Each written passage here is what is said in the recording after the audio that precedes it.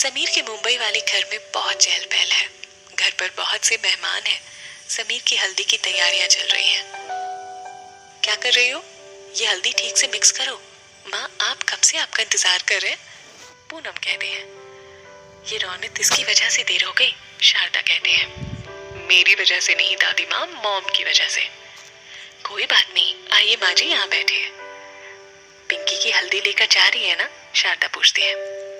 जी माँ जी, और आप भी साथ चल रही हैं? पूनम कहती है। मैं? हाँ, क्यों, आप भी तो पिंकी की सास हैं।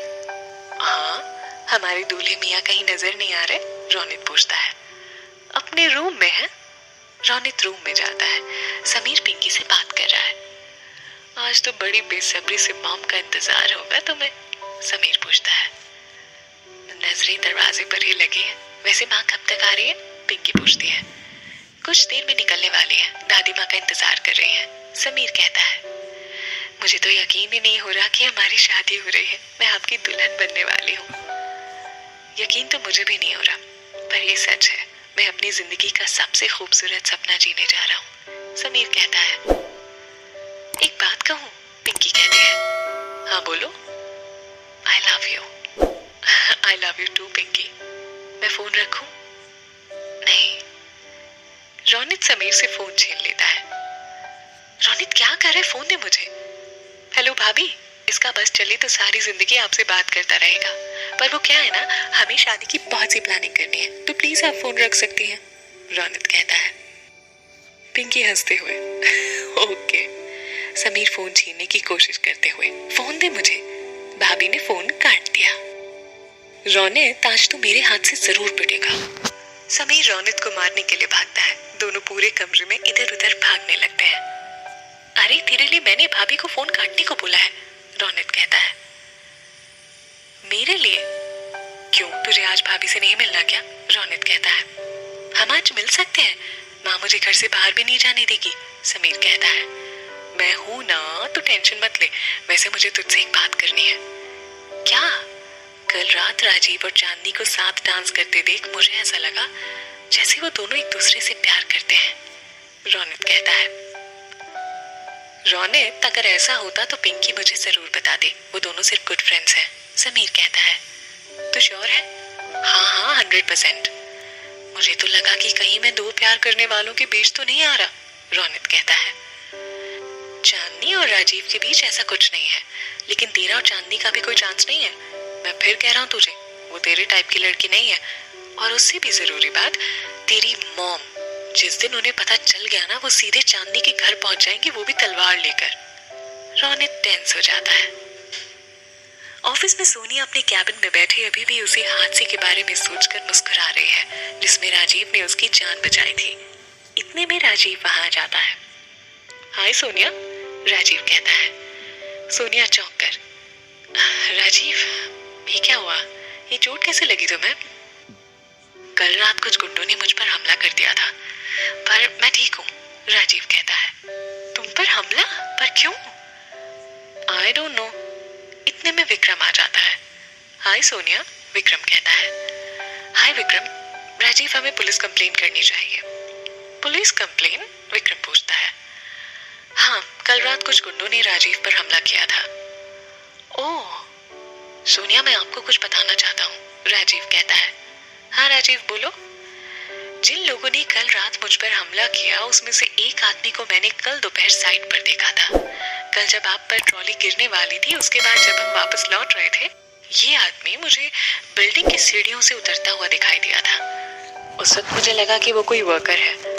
सोनिया, मुझे लगता है कहीं कल जो हादसा आपके साथ हुआ वो किसी की साजिश तो नहीं थी, और अगर थी तो तुम्हें केयरफुल रहना होगा। विक्रम ये सुनकर घबरा जाता है। पर राजीव, अगर मेरे साथ जो हुआ वो किसी की साजिश थी, तो तुम पर हमला क्यों हुआ? मैं रिच हूं, तो हो सकता है कि कोई मेरा दुश्मन हो, पर तुम पर हमला क्यों करेगा कोई? सोनिया कहती है। वही तो मुझे भी समझ नहीं आ रहा। ये भी तो हो सकता है राजीव कि तुम्हें कोई धोखा हुआ हो, विक्रम कहता है। नहीं, मुझे कोई धोखा नहीं हुआ, लेकिन मैं इस बात की तह तक जाकर रहूंगा, राजीव कहता है। राजीव, ये सब बात में सोचना, पहले तुम्हें मेरे साथ क्लाइंट से मिलने चलना है, 2 बजे की मीटिंग है, सोनिया कहते हैं। ओके, राजीव और सोनिया चले जाते हैं। विक्रम टोनी को फोन करता है। बॉस, विक्रम गुस्से से, दिल तो कर रहा है कि तुम्हें गोली मार दूं। तुम्हें हायर करके मैंने सबसे बड़ी गलती कर दी। सॉरी, हम क्या करते, पता नहीं कहां से वो लड़का आ गया वहां, टोनी कहता है। राजीव ने तुम्हारा चेहरा देख लिया है, साइट पर भी और कल रात जब तुमने राजीव पर हमला किया तब भी। कुछ दिनों तक तुम मुझे इस शहर में नजर नहीं आने चाहिए, समझे तुम? जी। विक्रम फोन काट देता है। पिंकी बेटा, सावित्री कहती है। जी दादी। ये पार्लर वाली है, अब ये तुझे तैयार करेंगी, सावित्री कहती है। इनकी कोई जरूरत नहीं है दादी, चांदनी है ना, पिंकी कहते हैं। हाँ दादी, सावित्री कहते हैं। जानती हूँ, पर मैं चाहती हूँ कि मेरी पिंकी दुनिया की सबसे खूबसूरत दुल्हन लगे, और फिर अगर चांदनी तुझे तैयार करती रहेगी तो वो खुद कब तैयार होगी, सावित्री कहते हैं। ये भी ठीक है दादी। मेरी प्यारी गुड़िया चांदनी, तू मेरे साथ आ, कुछ काम है मुझे, सावित्री कहते हैं। जी दादी। पिंकी, मैं अभी आती हूँ। चांदनी सावित्री के साथ चली जाती है। अंदर आओ, दरवाजा बंद कर, सावित्री कहते हैं। जी। चांदनी अंदर आकर दरवाजा बंद करती है। मैं जानती हूँ कि मैं जो तुझसे कहने जा रही हूँ उससे तुझे बहुत तकलीफ होगी, पर मैं मजबूर हूँ। मैं समझी नहीं दादी। मैं नहीं चाहती कि तू पिंकी की शादी का कोई भी शगुन करे। तुझे पिंकी की शादी में आने को मना नहीं कर रही हूँ।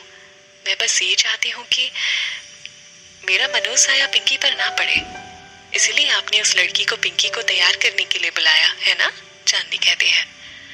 हाँ ठीक है, मैं भी आपकी तरह पिंकी की खुशी चाहती हूँ। मैं आपसे वादा करती हूँ कि मैं पिंकी की शादी की कोई भी रस्म नहीं करूंगी। चांदनी चली जाती है। माफ कर देना बेटा, पर मैं मजबूर हूँ।